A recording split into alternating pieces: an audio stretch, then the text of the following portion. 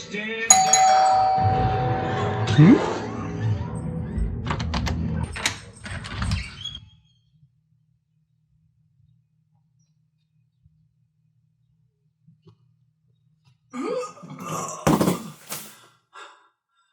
This is the Hot Toys Hulkbuster Deluxe. This is a big mamma jamma for a collectible. Let's check it out. Cardboard. More cardboard. Wow. I'm going to tell you a secret. The reason I became an engineer was because of Tony Stark and Transformers. But Tony Stark and Transformers, and especially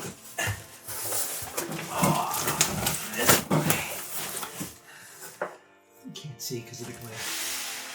There you go. Much better. Okay, let's wrap this up. The box is like 60 pounds. It's 27 inches wide and 27 inches tall. It's crazy. Okay, so this is the interior box. I'm not even in the frame, and that's a 24mm that's sitting on the camera. This is an absolutely monstrous collectible. Okay, so 26 inches, 28 inches. So they came out with this version, well, an earlier version came out in 2017, 18, and it was only the Hulkbuster part. Didn't come with the Veronica and the Jackhammer Arm. So Hot Toys re-released it as a combination you could buy in one package. And this is what you get. So there's that part. And there's that part. Okay, so you got, again, this is the Jackhammer Arm, and this is the actual figure. So it's got a nice little cardboard here that has all of the Hot Toys representatives that had a hand in designing and creating this beauty. Look at this monstrosity. I mean, look at this thing. Look at this bad boy. Okay, now we got the actual figure. I'm assuming this is where all the accessories are. Ah, I assumed correctly. Okay, it's got some type of rubber thing. It's got the bust of Iron Man. I believe this is for the forearms. Same thing, 2 forearms. Alternate chest plate, just because Tony Stark has to floss. More chest pieces, I believe. You know, the detail in the torso is really something to behold. So all that stuff is torso-related materials, and now the pièce de résistance. And I'm holding it because I knew this was exactly what was going to happen. It wants to tip over because it's so heavy. Okay, that's how tall this tooth is. He's got a battle damaged version, which is pretty cool. And then you got a ton of batteries. So there's supposedly I want to say like 20 LED lights that can be utilized here. So the level of detail, I mean, Hot Toys has always been very well known for the exacting nature of their collectibles, but just due to the sheer size of this thing, I don't know why the plastic is going to come off. The sheer size of this thing and the level of detail, again, is just, it's amazing. So we got everything out of the styrofoam and the plastic. It actually doesn't have a ton of accessories. This, however, is the pièce de résistance in my mind. This is the Jackhammer Arm that I was speaking about. Again, the old version, you could buy this as a separate piece, and then attach it later on. But again, this Hulkbuster Deluxe version comes with it already. However, you do have to disassemble the left arm and then replace it. Now, this was like the Hulk arm cage, you know, where he punches it, kind of got stuck in there.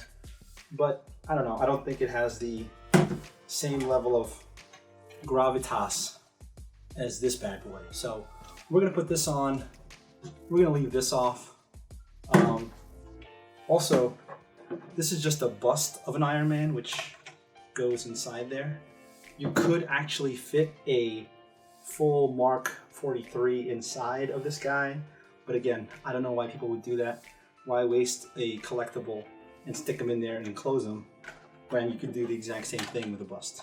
So that's a personal preference, and that's what these snazzy little leggings are for.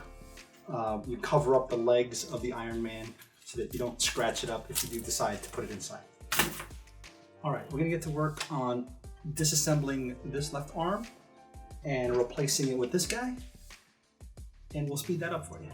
Okay, so we've successfully done surgery on young Mr. Hulkbuster here. There's a little section here where there's just one screw. See the difference? Much larger. Now let's get to putting Mr. Tony Stark inside this guy. You can see here, there's a fairly large magnet. It should affix quite nicely. The ingenious nature of this design by Hot Toys is that a lot of this is magnetized, both on the inside and outside. So you're not fiddling with, you know, trying to jam in parts to other parts. You just basically go like there. I believe this is next, unless I'm mistaken. Again, same thing, magnetizes. Okay, there you go. And again, snaps on nice and smoothly. And then you can kind of bring his head back down. And there's, like I said, there's a battle damaged version of the chest plate. I'm not gonna put that on. I like the semi-pristine nature of the ones that came with.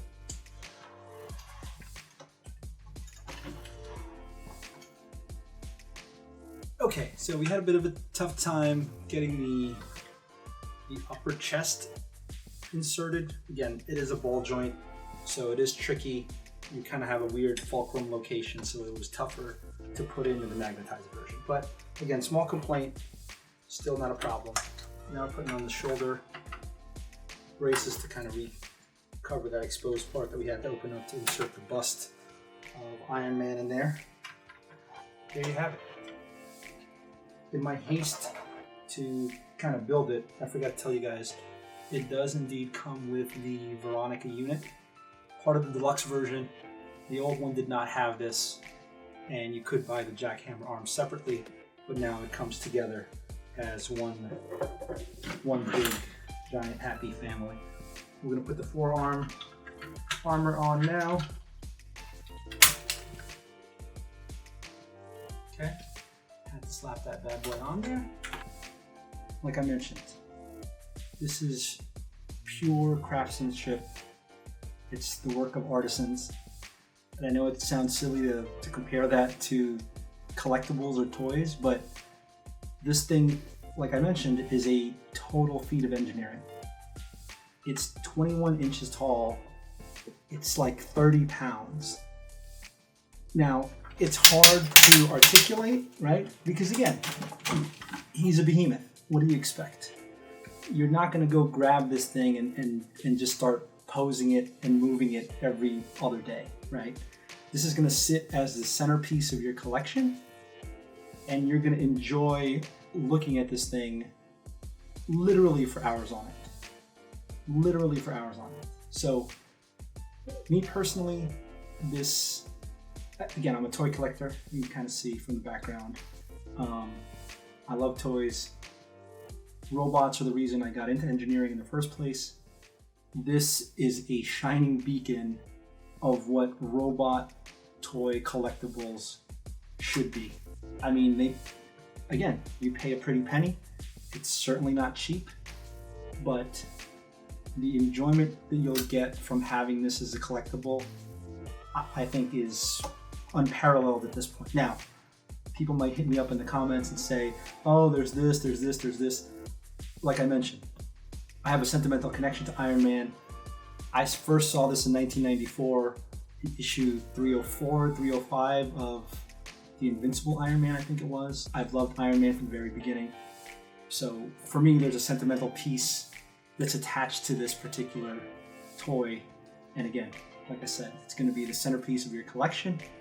It certainly will stand the test of time, just from sheer build quality.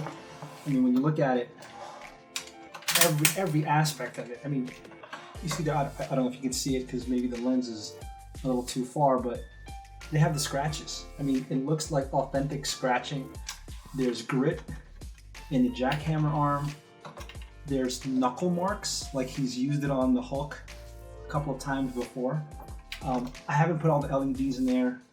I don't know if I will, but again, repulsor beam. And the fact that you can kind of peek in on Tony Stark there. Yeah, this thing is a beaut. So you won't regret it when it's part of your collection. Let's hit the B-roll.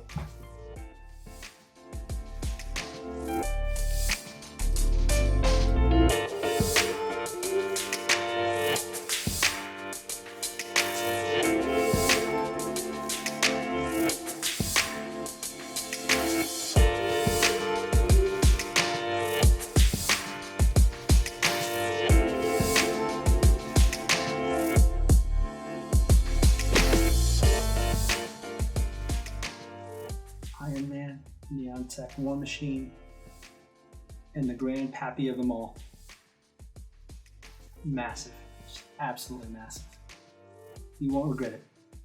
If you spring for it, your wallet's gonna scream, but you will not regret this. Thanks for joining. Hit like and subscribe if you like this stuff. Let me know what else you want me to do, and we'll see you next time. Peace.